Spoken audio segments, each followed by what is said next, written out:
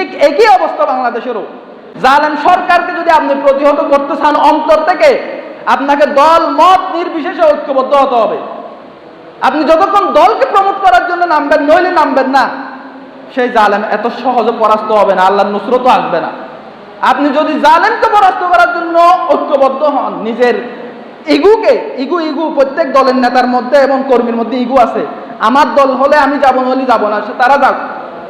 ওই ইগু যতক্ষণ বাদ দিয়ে আপনি নামতে পারবেন না, ততক্ষণ আল্লাহ তাআলা আপনাদেরকে এই বিজয় দিবে না।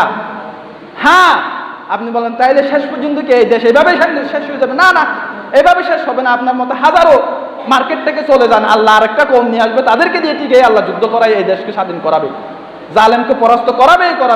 ওই শেষ আয়াত আল্লাহ বলছে, ওয়াইদা আরাদাল্লাহু বিকৌমিন সুআন ফালা মারাদ্দা লাহ। আল্লাহ যখন ইচ্ছা করবে তখন আর কেউ এটাকে ঠেকাতে পারবে না, তখন কোনো দল লাগবে না।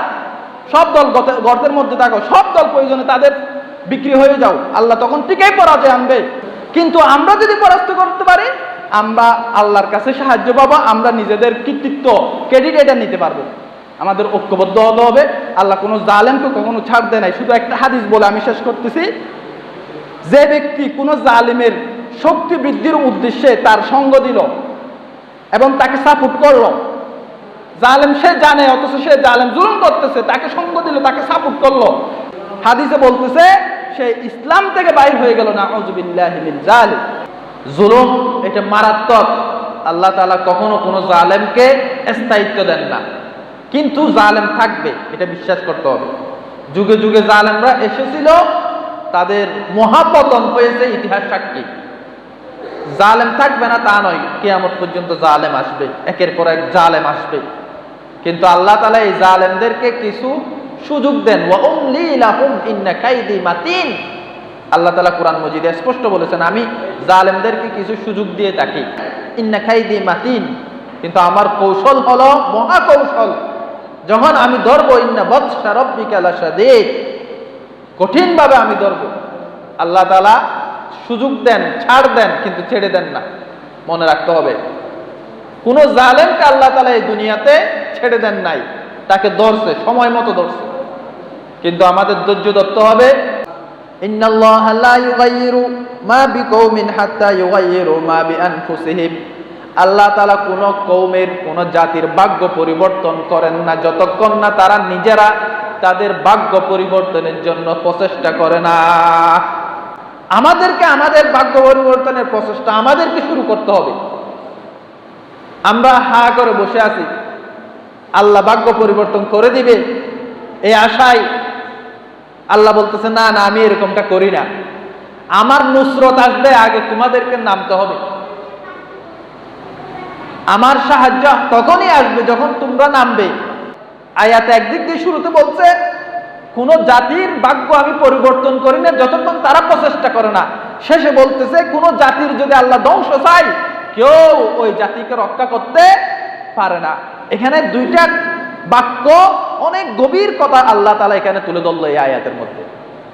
আল্লাহ ঠিকই কোন জাতির ভাগ্য পরিবর্তনের জন্য ওই জাতিকে আগে দায়িত্ব দেয়, কিন্তু এমনও পরিস্থিতি হয়েছে ওই জাতি ব্যর্থ হয়েছে। ওই জাতি কি হয়েছে? ব্যর্থ হয়েছে। ওই জাতির নামে নাই, ওই জাতি প্রচেষ্টা করে নাই, সঠিক প্রপার ওয়েতে, সঠিক পদ্ধতিতে অগ্রসর হতে পারে নাই। আচ্ছা, ওই জাতি যদি সঠিক পদ্ধতিতে অগ্রসর হতে না পারে, সর্বশেষ কি আল্লাহ তাআলা দুনিয়াতে জালেমদেরকে বিজয় দিবে?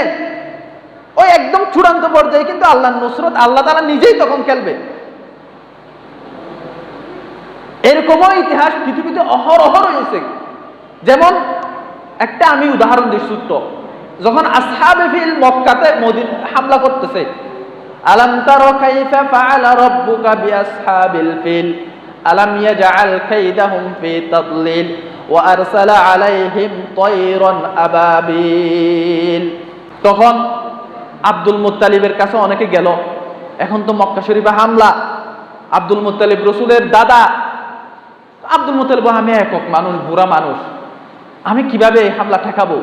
ও তো বাদশা, জালেম বাদশা, বিশাল ফোর্স নিয়ে, শক্তি নিয়ে, শত্রুর পাশ দিয়ে হাতির বাহিনী নিয়ে চলে আসছে। আমি একলা এখন কি করব তার সামনে গিয়ে? আমি তো কিছু করতে পারতেছি না।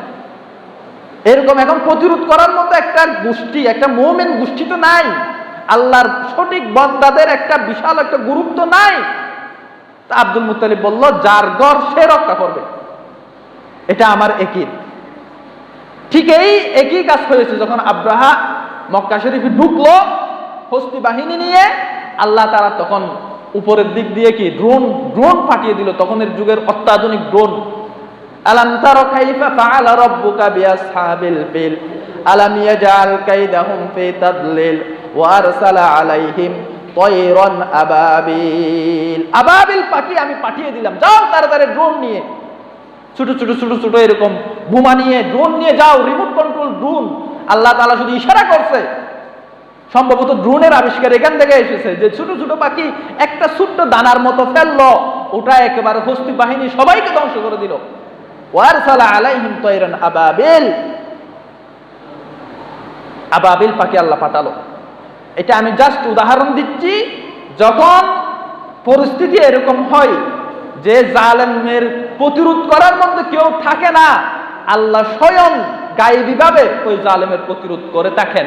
কিন্তু যখন পরিস্থিতি এরকম হয় ওই জালেমের প্রতিরোধ করার মতো আল্লাহর বান্দারা দুনিয়াতে থাকবে, তখন আল্লাহ তাআলা ওই বান্দাদেরকে আগে পাঠাবে। দুইটা পরিস্থিতি ভিন্ন। যখন পৃথিবীতে পরিস্থিতি এরকম থাকবে জালেমের প্রতিরোধ করার মতো আল্লাহর বান্দা নেই, তখন আল্লাহ ডাইরেক্ট আল্লাহর পক্ষ থেকে গায়েবীভাবে ওটা প্রতিরোধ করবে। যখন দুনিয়াতে আল্লাহর বান্দারা থাকবে, তখন আল্লাহ তাআলা দায়িত্ব দিবে যে ওই বান্দাদেরকে, তোমরা যাও, তোমাদের সাথে আমার নুসরত আছে, তোমরা নামো। আমি ফু মারলে বদরের যুদ্ধের সবাই উড়ে যাবে। আমি একটু ইশারা করলে, কুন ফায়াকুন বললে, বদরের যুদ্ধে যারা কাফের এসেছিল তারা মুহূর্তের মধ্যে মাটির মধ্যে ধসে যাবে। কিন্তু আমি এটা করব না। আমি এটা করলে তোমাদের মর্যাদা কোথায়? আমি এটা করলে তোমাদের ক্রেডিট কোথায়? তোমাদের কুরবানি কোথায়? তোমাদের শাহাদা কোথায়? তোমরা যে আল্লাহর দ্বীনকে মহব্বত করছো, এটার পরীক্ষা কোথায়? আমি তো এটা করতে পারি, আমি তো সু মারলে আমি সব শেষ করতে পারি।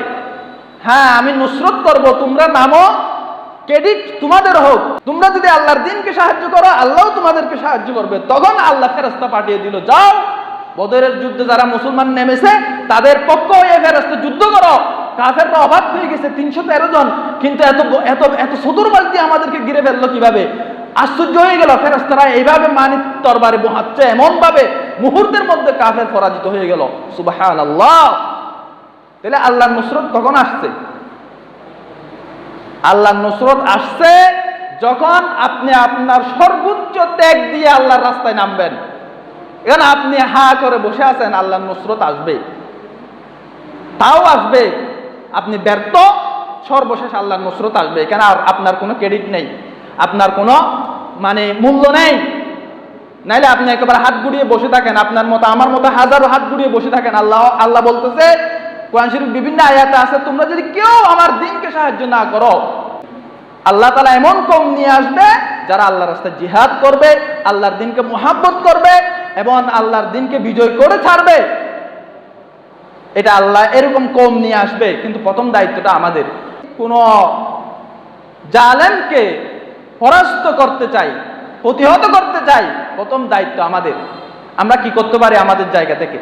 আমরা কি মাঠে নামে অস্ত্র নিয়ে মাঠে নামবো? না না, পরিস্থিতিতে অস্ত্র নিয়ে মাঠে নামার নয়। পরিস্থিতি অস্ত্র নিয়ে মাঠে নামার একটা হয় যখন দেশের আমিরুল মুমিনিন থাকবে, জিহাদের ডাক দিবে। এই পরিস্থিতি আমাদের দেশে নেই। কিংবা স্বাধীনতার যুদ্ধের জন্য যখন শেখ মুজিব ডাক দিয়েছিল, পাক হানাদার বাহিনীদেরকে হারাতে হবে, যার যা যা আছে সা নিয়ে তোমরা বাহির হয়ে পড়ো, তখন সবাই বাহির হয়ে গেল, বাংলাদেশ স্বাধীন হলো। বিশাল ত্যাগ দিল, 30 লক্ষ শহীদ হলো। এমনি এমনি তো এই দেশ স্বাধীন হয় নাই, রক্তের বিনিময়ে, কুরবানি ত্যাগের বিনিময়ে এসেছে। ঠিক তদ্রূপ যে কোনো জালেমের প্রতিরোধের জন্য ঐক্যবদ্ধ ত্যাগ লাগবে, প্রচেষ্টা লাগবে। আল্লাহর নুসরত তখন আসবে। আমরা ঐক্যবদ্ধ না হয়েই যার যার জায়গা থেকে চেষ্টা করতেছি, আল্লাহর নুসরত আসবে না।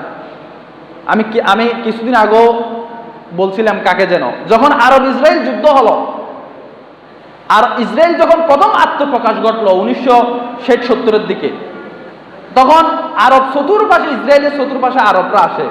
আরবরা চতুর্পাশে ইসরায়েলকে ঘিরে রাখলো। সাথে সাথে ইসরায়েল জানে ইসরায়েলের আত্মপ্রকাশ হলেই আরব ইসরায়েল যুদ্ধ বেঁচে যাবে। স্থায়ী হলো ইসরায়েল যখন নিজেদেরকে আলাদা রাষ্ট্র ঘোষণা করলো, আরব ইসরায়েল যুদ্ধ। তখন আরব ইসরায়েলের যুদ্ধের মধ্যে ইসরায়েলি সৈন্য ছিল স্বল্প, অস্ত্র ছিল স্বল্প। আরবের সৈন্যও বেশি, অস্ত্রও বেশি, দেশও বেশি। সৌদিয়া, মিশর, জর্দান, চতুর্পাশ দিয়ে আরবরা ঘিরে রাখলো ইসরায়েলকে, আমরা চতুর্পাশ দিয়ে হামলা করব।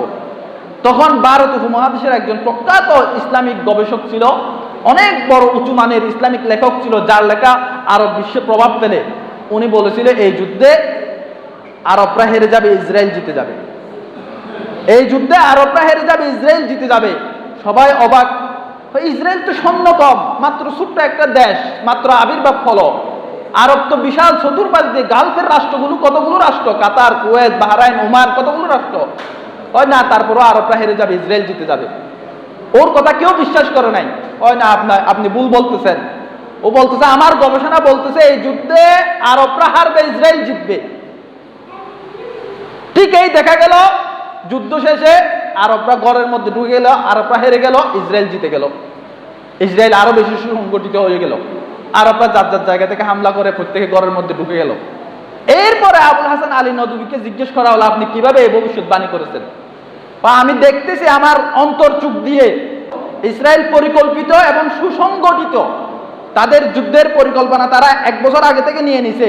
এদিক দিয়ে মিশর হামলা করলে আমরা কিভাবে প্রতিরোধ করব, এদিক দিয়ে জর্ডান হামলা করলে আমরা কিভাবে প্রতিরোধ করব, এদিক দিয়ে সৌদি আরব হামলা করলে আমরা কিভাবে প্রতিরোধ করব।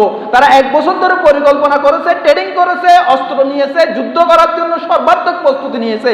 আরবদের কোনো প্রস্তুতি নেই, পরিকল্পনা নেই, কোনো আমির নেই, কোনো নেতৃত্ব নেই, সমন্বয় নেই।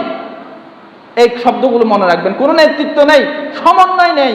আরবরা একবার মিশর গিয়ে হামলা করে চলে আসছে, ইসরায়েল প্রতিরোধ করে ফেললো। ওদিক দিয়ে জর্ডান আসছে, ইসরায়েল প্রতিরোধ করে ফেললো। সৌদি আরব আসছে, ইসরায়েল প্রতিরোধ করলো।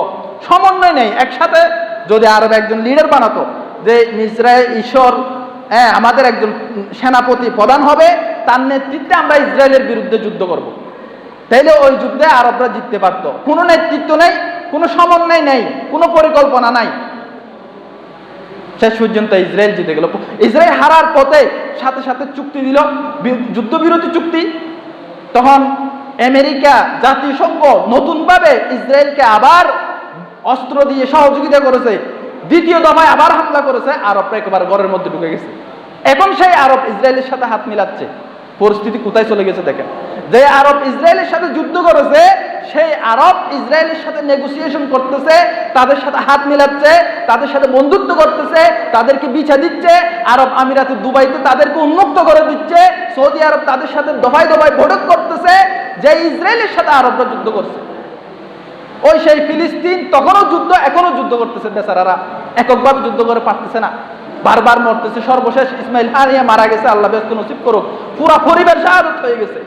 পরিবারের সবাই 10-12 জন, তার ছেলে, তার ছেলের মেয়ে, ছেলের বউ, নাতি নাতনি সবাই শহীদ হতে হতে সর্বশেষ হামাসের প্রধান ইসমাইল হানিয়া এই কিছুদিন আগে শাহাদাত বরণ করলো।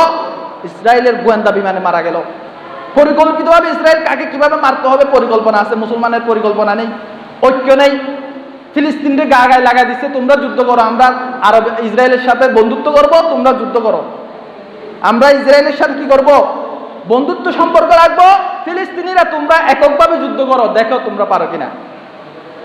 তাইলে এটা মুসলমানদের যে ঐক্য না থাকা, সমন্বয় না থাকা, কত বড় পরাজয় নিয়ে আসছে। ঠিক একই অবস্থা বাংলাদেশেরও।